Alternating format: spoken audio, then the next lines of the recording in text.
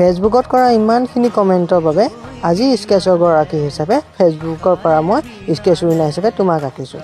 Hello' মংকু, আজি এই স্কেচখন ইনষ্টাৰ পৰা অঁকা নাই, তাৰ সলনি মই ফেচবুকৰ পৰা আঁকিছোঁ। আৰু মই ফেচবুকত ইমানখিনি কমেণ্ট কৰি পেলাই মোক ধুনীয়াকৈ ফ'ল' কৰি থোৱা আজি এই বাজনীক আঁকিছোঁ। বাজনী ইমানখিনি কমেণ্ট কৰাৰ বাবে বহুত বহুত ধন্যবাদ। আৰু আজি স্কেচৰ গৰাকীৰ বাবে এই বাজনীকে চিলেক্ট কৰিছোঁ, কাৰণ মই এটা ভিডিঅ' দুদিনমানৰ আগত মই বনাই কৰিছিলোঁ। মই ফেচবুকৰ পৰা ষ্টাৰ্ট কৰিম মোৰ ফলোৱাৰ্ছসকলক অকল, যিহেতু ফেচবুকত বহুতে কমেণ্ট কৰি আছে বোলে ইনষ্টাতহে অঁকা অকল ফেচবুকত নাঅঁকা, আৰু সেয়ে মই ভাবিছোঁ মই ফেচবুকতো সেই কামটো কাৰ্য কৰিম।